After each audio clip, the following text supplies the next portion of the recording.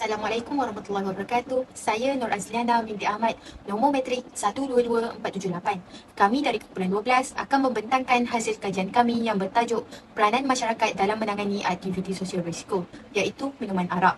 Suatu analisis menurut perspektif peradaban Islam, Cina, India dan Barat. Sebagai pengenalan yang pertama, iaitu sosial berisiko. Aktiviti sosial berisiko merupakan satu kejutan budaya yang biasa dialami oleh remaja masa kini. Sebagai seorang remaja, ia menjadi sukar untuk mengenali identiti yang anda lihat. Cabaran ini menyebabkan mereka keliru dalam memilih. Kekeliruan dalam diri mereka ini akan membawa kepada kecenderungan yang boleh melibatkan diri mereka dalam aktiviti yang berbahaya. Masyarakat merupakan kumpulan manusia yang hidup bersama-sama dalam jangka masa yang lama. Aktiviti sosial berisiko memberi maksud segala yang berkaitan dengan masyarakat, perihal masyarakat dan juga kemasyarakatan. Selain itu, arak.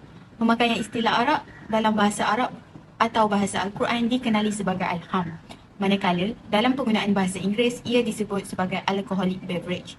Minuman arak membawa maksud minuman yang boleh menghilangkan akal. Ia adalah sejenis minuman yang terdapat larangan dari meminumnya berdasarkan Al-Quran dan hadis. Arak dari segi bahasa ialah menutup. Menutup dimaksudkan ialah sesuatu yang menutup akal dan memabukkan yang dihasilkan dari perahan anggur dan lain-lain.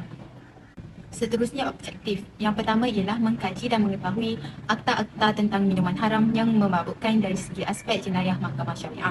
Yang kedua ialah mengkaji tentang peranan masyarakat dalam menangani aktiviti sosial berisiko menurut perspektif peradaban Melayu, Cina, India dan Barat. Yang ketiga ialah mengkaji tentang akibat ketagihan minuman haram dalam tempoh masa yang panjang, kesihatan, keharmonian dan kerohanian. Yang terakhir ialah mengkaji tentang faktor-faktor yang menyebabkan masyarakat terpengaruh dengan minuman haram secara langsung atau secara tidak langsung. Lokasi kajian bagi tugasan ini ialah di Universiti Sains Islam Malaysia, USIM.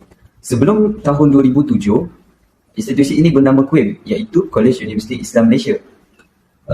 Pada tanggal 1 Februari tahun 2007, KUIM ditukar nama kepada Universiti Sains Islam Malaysia untuk meningkatkan imej di peringkat antarabangsa.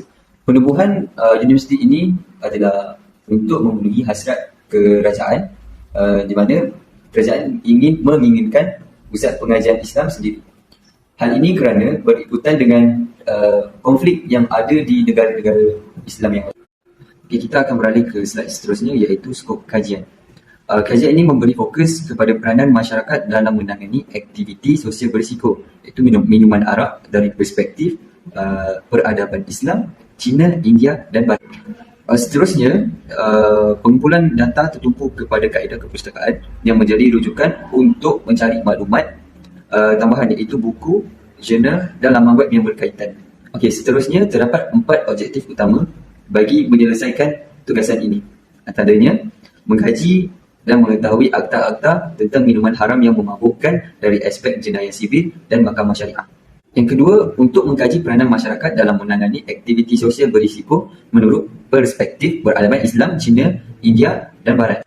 Okey, yang ketiga ialah mengkaji tentang akibat ketagihan minuman haram dalam tempoh masa yang panjang, kesihatan, keharmonian dan kerohanian.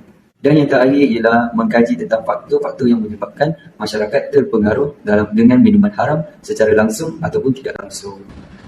Akta-akta minuman haram. Minuman arak memberi banyak kesan-kesan yang memberi implikasi buruk kepada pelbagai jenis lapisan masyarakat, terutamanya bagi etnik Melayu, Cina, India dan Barat.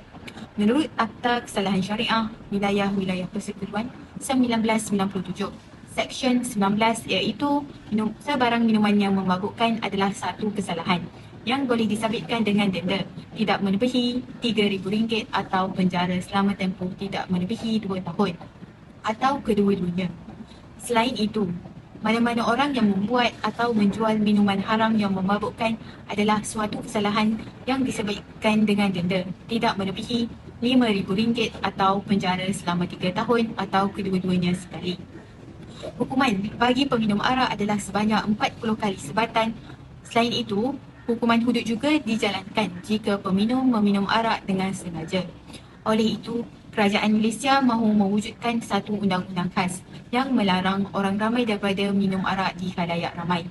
Selain itu juga, beberapa negara barat tidak membenarkan minuman arak pada waktu-waktu tertentu. Jualan minuman alkohol tidak dibenarkan setelah pukul 11 malam. atau disabitkan denda sebanyak RM500 sehingga RM1,500. Oleh itu, arahan menjauhi arak lebih kuat daripada menahan minum. Assalamualaikum. Seterusnya saya akan menerangkan tentang peranan masyarakat dalam menangani aktiviti sosial berisiko menurut perspektif peradaban Islam, Cina, India dan Barat. Menurut perspektif Islam, mereka menekankan konsep amal ma'ruf nahi munkar kepada setiap penganut agamanya. Kerana sebaik-baik umat Islam adalah mereka yang membawa atau memberi manfaat kepada orang lain. Di dalam surah Al-Imran ayat ke-110, Allah Subhanahu Wa Taala ada berfirman, yang di mana ayat ini menegaskan umat Islam supaya sentiasa melakukan amal baik, iaitu melakukan perkara yang disukai oleh Allah serta melarang atau meninggalkan perkara yang dilarang oleh Allah Subhanahu Wa Taala. Pepatah Arab ada mengatakan al-ummu madrasatun ula, yang bermaksud ibu adalah sekolah pertama. Ini bermaksud ibu bapa memainkan peranan yang sangat penting dalam menangani aktiviti sosial berisiko, kerana sebelum menerima pendidikan di sekolah, ibu bapa wajib mendidik atau memberi penerapan agama kepada anak-anak mereka. Dalam erti kata lain, ibu bapa adalah sebagai guru pertama sebelum guru-guru di sekolah. Ini dapat menjadikan masyarakat Islam dapat menangani aktiviti sosial berisiko.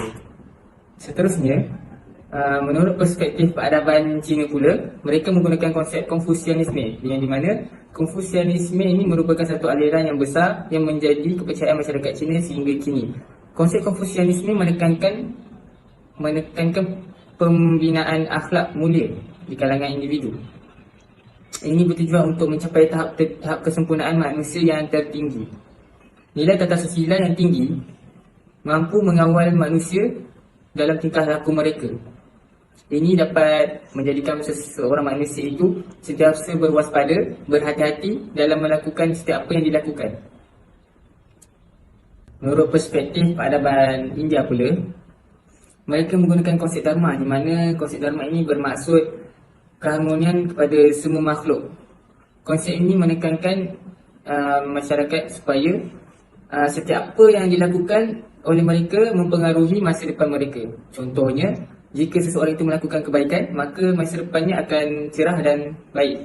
Manakala jika dia melakukan sesuatu yang buruk atau melakukan kemungkaran, maka masa depannya akan gelap atau malapetaka akan menimpa ke atasnya.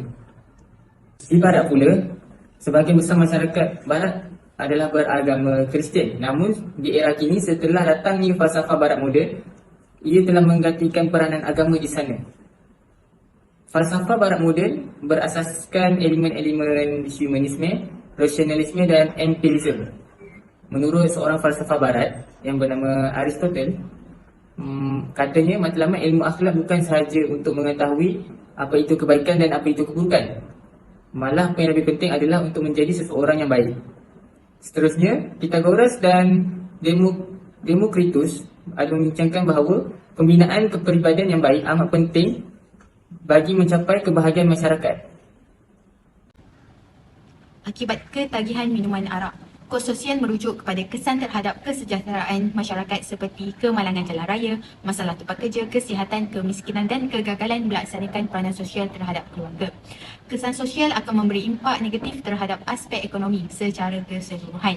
Hal ini wujud kerana aspek sosial ialah unsur penting yang boleh mempengaruhi produktiviti dan mutu penghasilan kerja masyarakat serta negara. Selain itu ialah kesan berbahaya terhadap kesihatan manusia. Ia bergantung kepada jumlah arak yang berada dalam peredaran darah seseorang.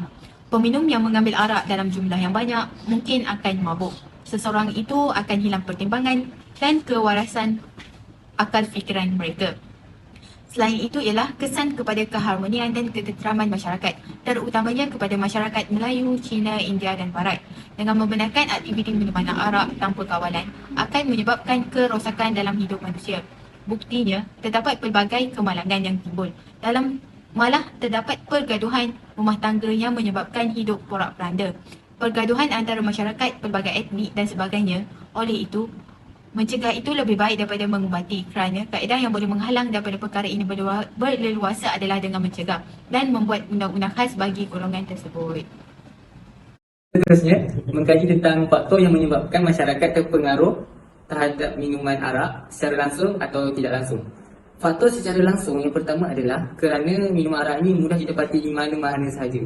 Yang kedua adalah kerana pengaruh rakan sebaya. Dan yang ketiga adalah kerana minuman arak ini dianggap sebagai minuman yang berprestij, di mana jika seseorang itu meminum arak, ini dapat menunjukkan kedewasaan mereka. Seterusnya, faktor secara tidak langsung pula, yang pertama adalah festival-festival atau promosi-promosi yang menggalakkan masyarakat atau individu untuk minum arak atau meminum minuman haram ini. Yang kedua adalah kerana filem-filem yang melakukan adegan-adegan meminum arak. Bagi penonton yang mudah terpengaruh, mereka akan cuba melakukan adegan ini. Yang ketiga pula, majlis-majlis yang menawarkan arak atau wine kepada tetamu mereka. Ini dapat menjadikan tetamu mudah terpengaruh untuk meminum minuman itu. Nama Nur Zafira binti Rohmat, nombor metrik 1223207. Kali ini saya akan menerangkan tentang kajian literatur. Peranan adalah peranan atau fungsi yang dilambangkan atau dilakukan oleh seseorang atas kehendak mereka sendiri. Masyarakat merupakan istilah yang digunakan untuk menerangkan komuniti manusia yang tinggal bersama-sama. Definisi dalam adalah jarak ke bawah atau ke dasar dari permukaan, atau jarak ke tengah dari tepi atau dari pinggir. Definisi menangani adalah membuat atau mengusahakan sesuatu serta memukul orang dengan tangan. Definisi aktiviti adalah kegiatan. Social adalah sesuatu yang dipakai sebagai acuan dalam berinteraksi antara manusia dalam konteks masyarakat atau komunitas. Risiko adalah konsep yang memperihalkan kebarangkalian berlakunya kemungkinan sesuatu. Arak adalah minuman yang boleh menghilangkan akal. Seterusnya, metodologi kajian. Satu kaedah yang digunakan untuk melaksanakan kajian ke atas subjek kajian yang tertentu mengikut disiplin yang teratur. Tujuannya adalah untuk menghasilkan kajian yang baik. Kaedah yang digunakan ialah kaedah pengumpulan data. Berbagai jenis sumber di dalam internet yang dapat digunakan bagi menyempurnakan kajian. Antaranya adalah mengakses maklumat daripada akhbar, jurnal serta kajian lepas. Dina Farah Aini binti Azlin, nombor metrik 1223214. Seterusnya saya ingin membentangkan tentang implikasi dan cadangan daripada kajian ini.